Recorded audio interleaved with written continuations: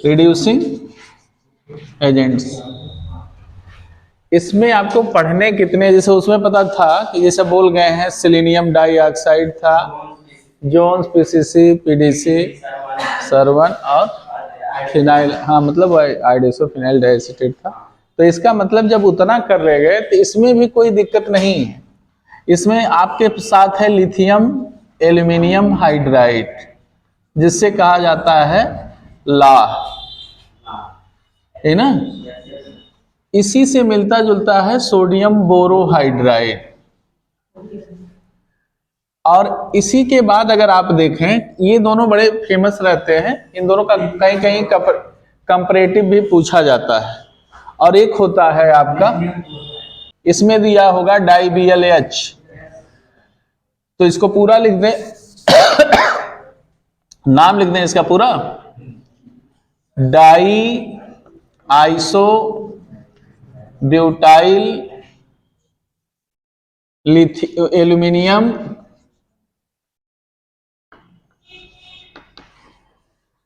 Hydride, मतलब थोड़ा सा नाम DRI हाइड्राइड। इसको क्या कहा जाता है, डाई, DI है, उसके बाद B है, डाई AL, मतलब ऐसे लिखा रहता है जैसे कैपिटल हो, एल्यूमिनियम है हाइफन H करके लिखा रहता है। इस तरह से मतलब पढ़ने में ध्यान देंगे, AL अलग नहीं है, AL मीन्स एल्यूमिनियम मेटल। और एक होगा आपका बिर्च, रिड्यूसिंग रिएजेंट, टेन होता है बिर्च रिडक्शन। तो ये हम लोगों को पढ़ना है। जैसे कोई बड़ा नहीं है, सबसे बड़ा अगर देखा जाए तो यही है, हाँ, लिथियम एल्यूमिनियम हाइड्राइड।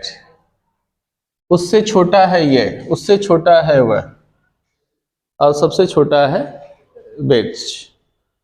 तो इसको कहने का मतलब, अब आपके पास आते हैं जैसे ऑक्सीडाइजिंग एजेंट होते हैं, और इनका काम कहाँ पड़ता है, ऑर्गेनिक सिंथेसिस में।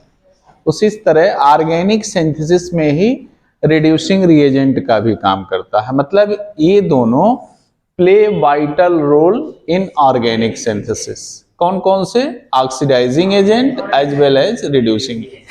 अब कहीं पे, अब ये तो इतना इंपॉर्टेंट है क्योंकि ये सबको रिड्यूस करने की क्षमता रखता है, मानो ऑल इन ऑल माना जाता है। लेकिन सबका अपना कुछ न कुछ स्पेसिफिक होता है। रिड्यूसिंग एजेंट का मतलब ये क्या देगा दनादन, इसके पास है क्या power, hydrogen in terms of hydride ion, और यह हाइड्राइड आयन को देता रहेगा। तो इसका मतलब ये रहेगा कि जहां कार्बोनिल ग्रुप होगा वहां पे अल्कोहलिक ग्रुप में चेंज हो जाएगा। तो ये दोनों कैसे दिख रहे हैं, इसमें कितने मेटल हैं, ये दोनों आपके क्या कहलाते हैं, दिमाग में अगर है तो एक तरह से होगा मेटल हाइड्राइड। और वो भी कैसे मेटल हाइड्राइड हैं, मिक्स्ड है। कभी कभी इस पे ऑब्जेक्टिव बनता था, what is the role of या nature of mixed metal hydride. लेकिन ये भी रिडक्शन करते हैं। अगर इसको पढ़े होंगे सोडियम हाइड्राइड, या इसको पढ़े होंगे लिथियम एल्यूमिनियम, मतलब LiH NaH, ये भी आपके क्या हैं, अगर दिमाग में रखें तो ये भी मेटल हाइड्राइड है।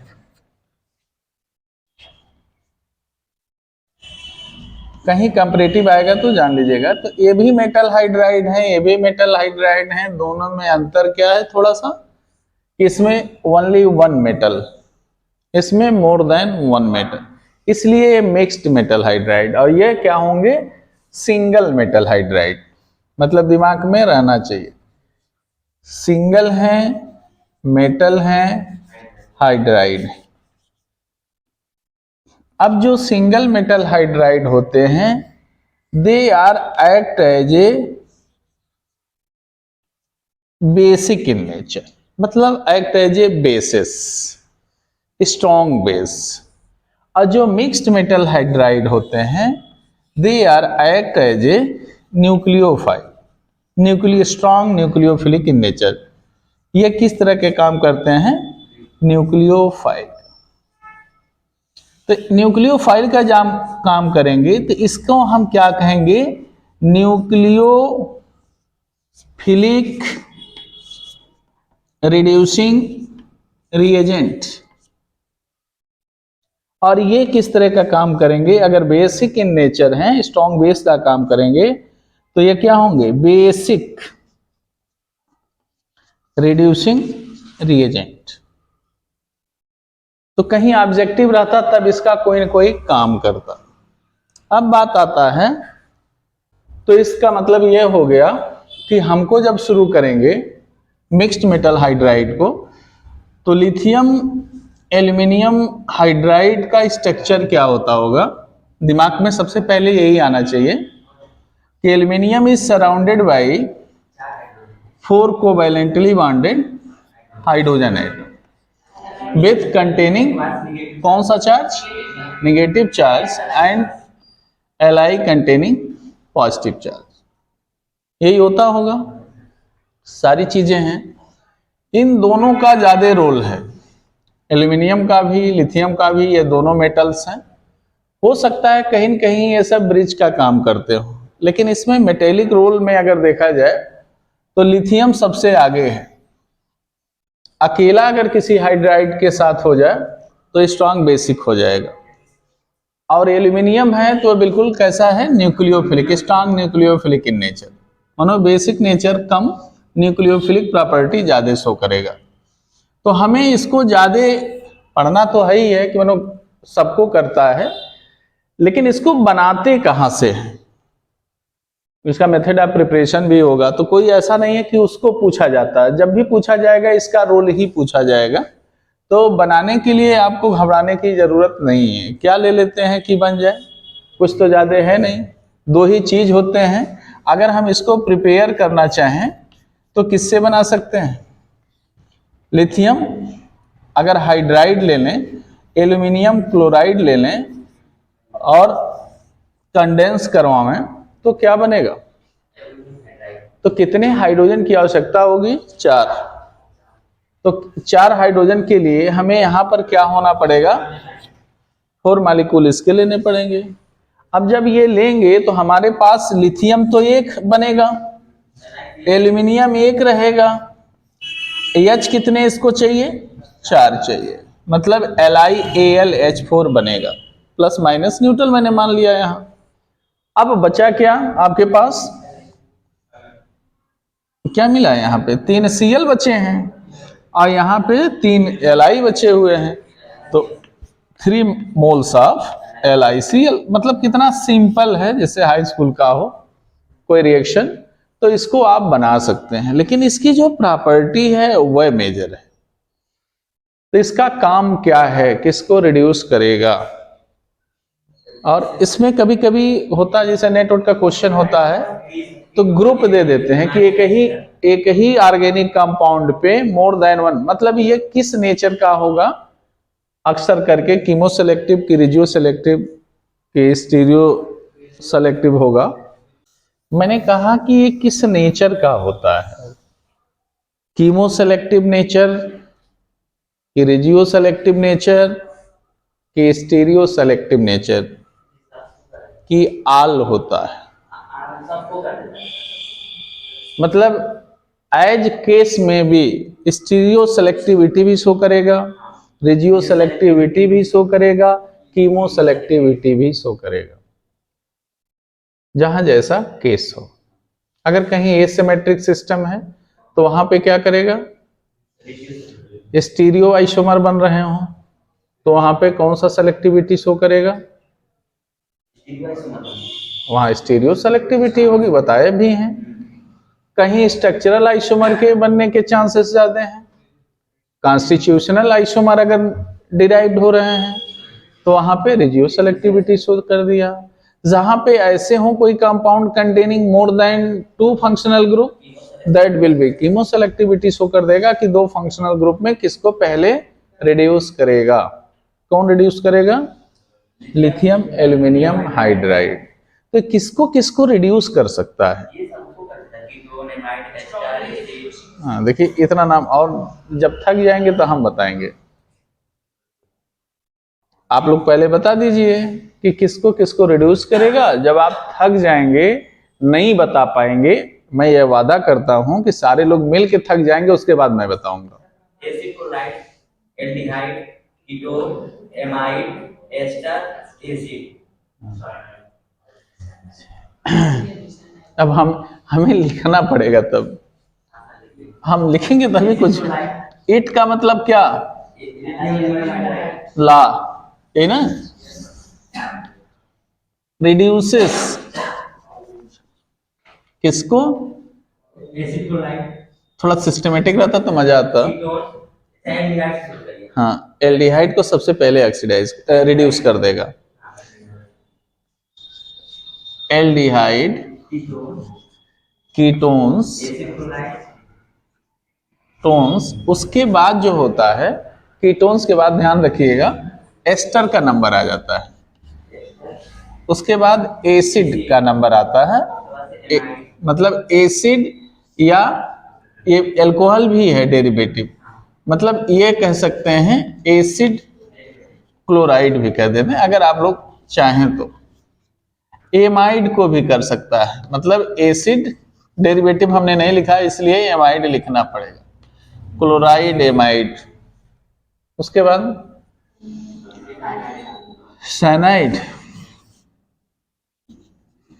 साइनाइड हो, वो तो जब साइनाइड हुआ तो आइसोसाइनाइड की कोई जरूरत नहीं है।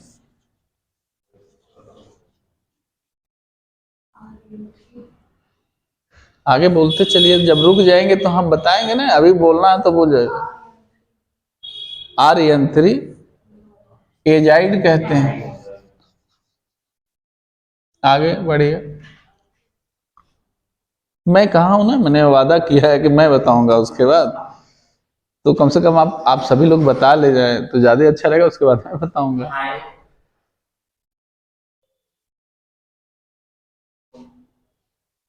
बंद।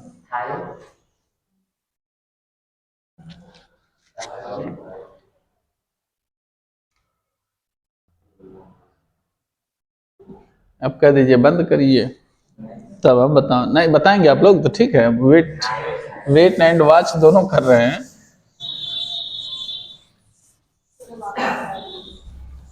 हाँ, तो हम कहें जब आप लोग बंद करेंगे अपना सोचना, तब हम अपना शुरू करेंगे कि उसके बाद क्या बतावें। देखिए उसके बाद स्पेसिफिक क्या होता है जिसे याद रखना है।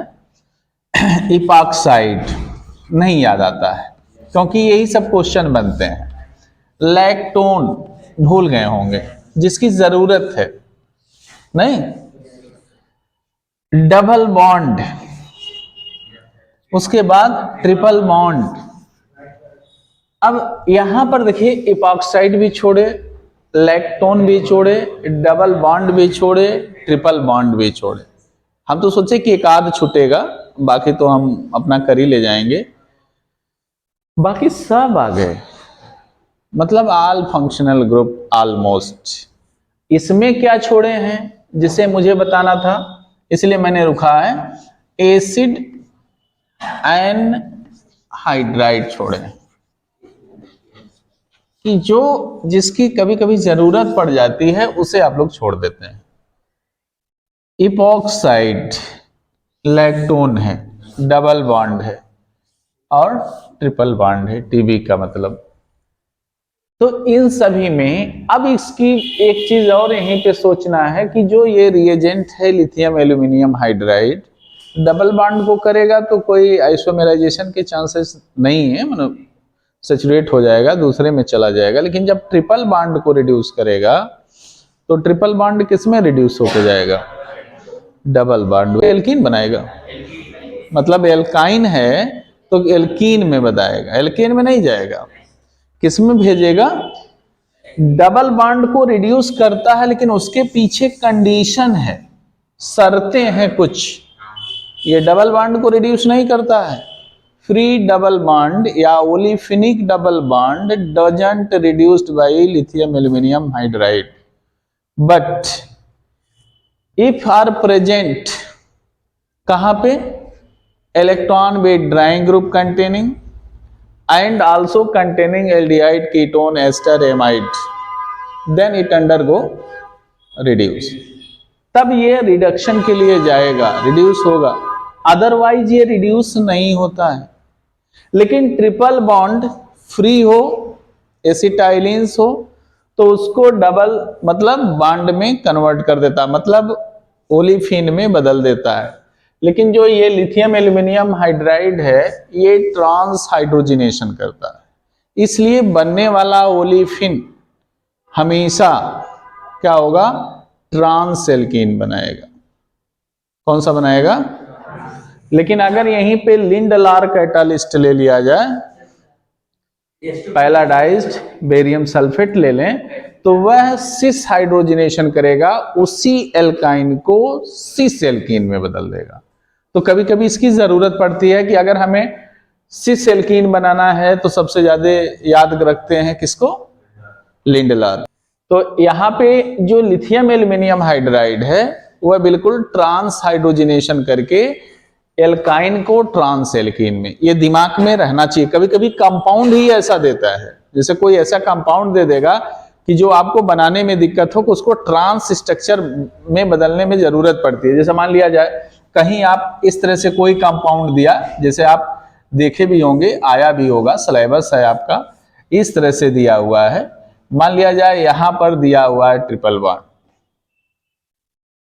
कहीं भी यहां कहीं दे दिया हो, और यहां पर ये डाला जाए लिथियम एल्यूमिनियम हाइड्राइड, और कहीं पे मान लिया जाए डबल बॉन्ड भी डाला हो, जैसे यहां ट्रिपल बॉन्ड डाला हो, कहीं डबल बॉन्ड लगा दिया हो। ऐसा नहीं कि हम केवल एक जगह बॉन्ड लगा रहे हैं, इसके अलावा हम चाहें तो यहां भी बॉन्ड लगा सकते हैं, इसके अलावा हम चाहें यहां भी कहीं भी लगा सकते हैं। यहां नहीं लगेगा क्योंकि दोनों कंजुगेशन रहे स्टेबल है, तो ये चीज भी हो सकता है। तो डबल बॉन्ड को नहीं टच करेगा, किसको टच करेगा? ट्रिपल बॉन्ड को। तो अब इस ट्रिपल बॉन्ड का जो यहां पर सिचुएशन लग रहा कैसा है, मतलब ये कंडीशन अगर आप इस रिंग का देखें तो ये सिस मोड में है कि ट्रांस मोड में है? यहां तो कोई हाइड्रोजन है नहीं। अगर ये डालेंगे तो एक बॉन्ड को ये रिड्यूस करेगा, तो रिड्यूस करेगा, और ऐसे बना के छोड़ दीजिए तो हम रहेंगे तो जरूर जीरो देने का प्रयास करेंगे, क्योंकि जो इसके क्योंकि ऐसे कर दिए तो इसका मतलब ये इसका कैसा हो गया? सिस हो गया हाइड्रोजनेस। अब आपको इसको किस में करना है? ट्रांस में करना है, कि ये बॉन्ड आप अंदर ले आइए, फिर इस बॉन्ड को बाहर ले जाइए, फिर ये अंदर ले आएगी, दोनों एच एक दूसरे के क्या हो? ट्रांस पे।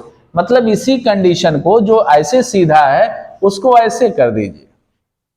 अब ऐसे करेंगे तो एक रिंग इधर ले जाइए तो दूसरा रिंग इधर ले जाइए, और एक एच इधर बनाइए तो दूसरा एच इधर बनाइए। अब रिंग को जोड़ते चले जाइए, चाहे जितने कार्बन हो, हम नहीं कह रहे हैं कि उतने हैं, बाकी हमें सिर्फ एक बॉन्ड पकड़ना है कि कहां पे हमारा ट्रांस हाइड्रोजनेशन शो करेगा। और डबल बॉन्ड होता है यहां तो इसको कुछ नहीं करता, इसीलिए हम कहें कि डबल बॉन्ड को ये तब रिड्यूस करेगा जब कोई कंडीशन दिया होगा, वो कंडीशन आएगा हम बताएंगे, लेकिन ट्रिपल बॉन्ड को तुरंत कर देगा। अब रह गई बात एल्डिहाइड है, कीटोन है, जो भी होगा इसको हटाया जाए थोड़ा सा, क्योंकि ये सबसे ज्यादा जरूरत है। इसको रखा जाए तो पूरा बोर्ड भर जाएगा, स्ट्रक्चर बना के और किया जाए। अब दिमाग में देखिए कुछ कंपाउंड के लिए प्रॉब्लम क्रिएट करेगा,